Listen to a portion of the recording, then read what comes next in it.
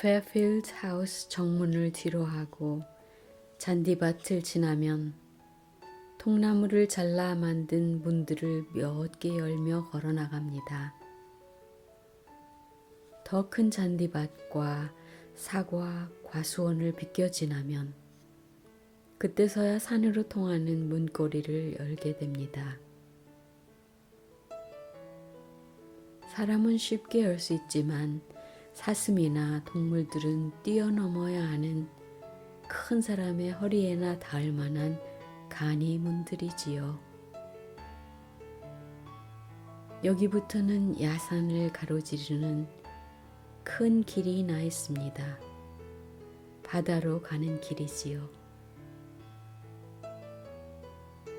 이미 몇 세대를 거친 페어필드 하우스의 가문 중에 천식을 앓던 손녀딸을 위해서 청사진에 줄자를 대고 그린 듯 직선으로 길을 만들었다고 합니다. 바닷바람이 천식에 좋다는 소문이 강하게 불었나 봅니다. 거의 1시간을 걸어 더 갈 수 없는 곳에 도착하면 바다입니다.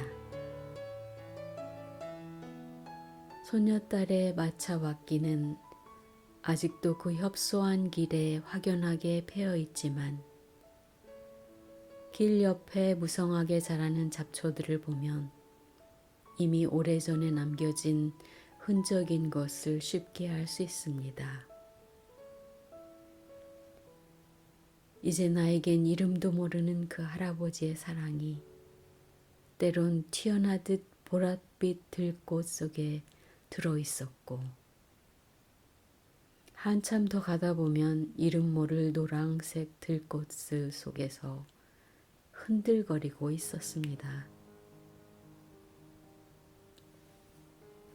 그 영국 할아버지는 이 지역의 땅을 거의 소유하신 지주였기 때문에 손녀딸을 위한 길을 그렇게 만들어 주신 것이겠지요. 이런저런 생각을 하면서 우리 할아버지 생각에 미소를 지었습니다. 쉽게 기억을 더듬어 찾은 할아버지의 모습은 삼각형 흰 수염을 하시고 인자하신 미소로 바라보시던 눈에 멈춥니다. 초등학교 정문까지 손을 잡고 데려다 주신 할아버지.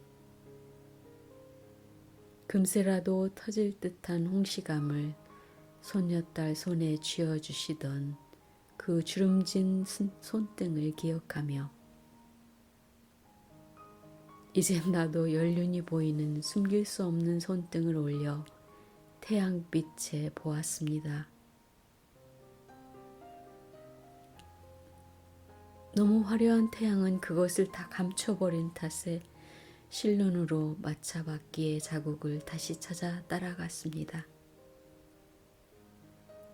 우리 할아버지는 내게 없는 길을 내주실 수는 없었지만 그 따스한 마음이 차오르는 것을 보면 어린 시절에 내게 무척 귀한 분이었던 것은 사실이었습니다.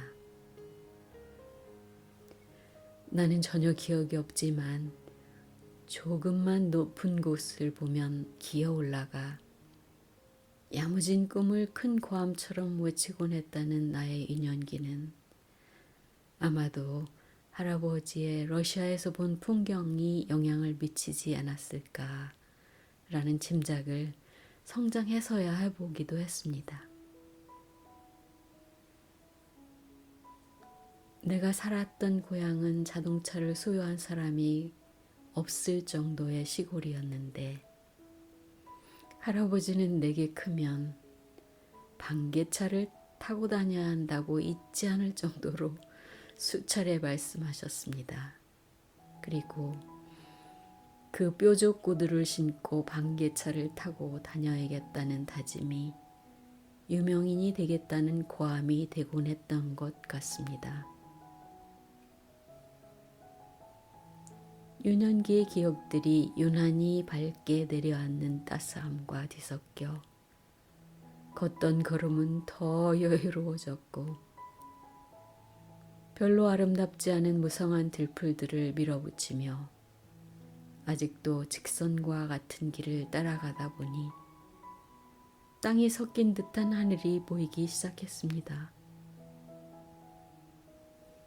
썰물로 갯벌이 너무 길게 펼쳐지다 보니 어디가 하늘인지 어디부터가 수평선인지 도무지 알 수 없을 때 내 유년기 기억만큼이나 아득하게 보이는 외딴 섬이 보이고 나는 하늘을 보고 있었습니다. 원대한 바다를 마주하면서 흔들리지 않는 자연의 원칙에 감사하며 서 있었습니다.